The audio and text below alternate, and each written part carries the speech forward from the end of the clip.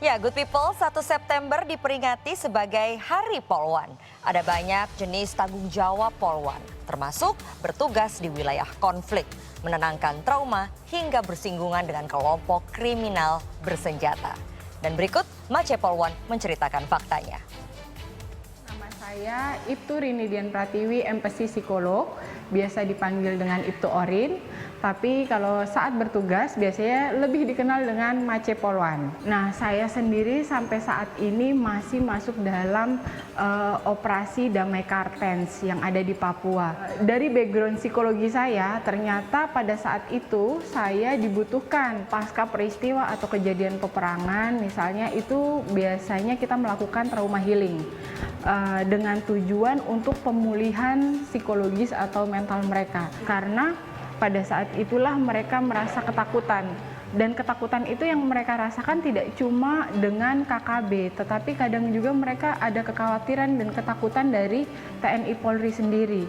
Itu mungkin di pendekatannya, cara pendekatan secara psikologis kepada masyarakat, biasanya kalau yang Polwan itu lebih luas. Nah, ada kekhawatiran yang muncul di dalam benak saya ketika bertugas karena memang jarang sekali ada polwan yang turun dan terjun langsung di masa atau peristiwa kejadian penyerangan tersebut. Waktu itu saya pernah mendampingi selama 3 bulan korban pelecehan seksual yang terjadi di Nduga.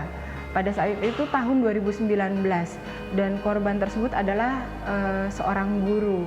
Nah, di situ miris sekali karena beliau sangat traumatik sehingga bertemu dengan orang, apalagi dan terutama pria yang sukunya dari Papua, itu dia merasa takut dan cemas sampai berteriak histeris.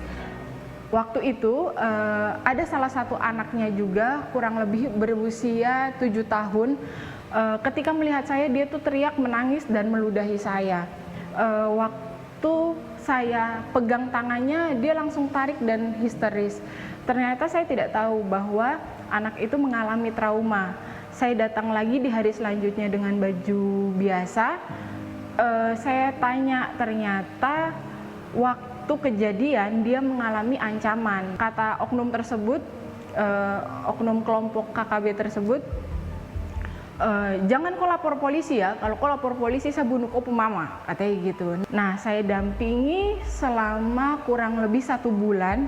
Saya datang dengan memberikan beberapa teknik-teknik yang bisa saya lakukan untuk trauma healing. Barulah dia cenderung pulih.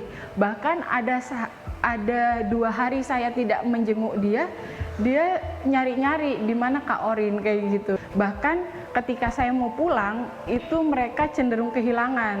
Sampai ada yang menangis, sampai ada yang juga terharu karena kondisinya itu memang membutuhkan, aduh kok aku yang terharu ya, membutuhkan pendampingan dari psikolog, apalagi terutama kita sendiri yang berada di tempat tersebut. Di Intan Jaya itu tidak semua orang bisa berbahasa Indonesia, bahkan mereka saking tidak kenal bahasa Indonesia, mereka hanya ngomong dengan gestur. Nah, di situ saya menyapa salah satu mama-mama yang ada di sana dan dia menjawab cuma dengan senyuman, tapi saya langsung dipegang dagunya. Nah, saya nanya sama kepala suku yang ada di sana, dipegang dagu itu artinya apa? Beliau menjelaskan bahwa itu mama terima kamu, mama sayang sama kamu. Nah, akhirnya saya peluk mamanya pun memeluk saya dan mencium dengan tulus. Nah, di situ saya rasakan bahwa mereka itu juga butuh perhatian dan juga senang dipeluk, karena dengan memberikan satu hal yang bisa bermanfaat buat mereka, itu saja sudah menjadi kepuasan buat saya.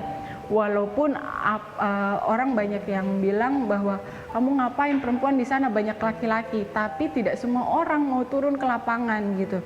Artinya kadang saya tuh ngerasa bahwa banyak yang suka ngomong peduli tapi nggak ada action. Itu yang membuat saya agak sedikit prihatin. Kalau kita di wilayah, kita tuh terjun langsung di daerah konflik yang memang sebenarnya juga berbahaya untuk diri kita sendiri, tapi memang di awal tujuan kita adalah bagaimana kita mau menolong masyarakat. Jangan sampai tujuan kita untuk menolong itu malah kita yang ditolong. Jadi kita juga tetap harus waspada ketika kita bertugas di daerah konflik.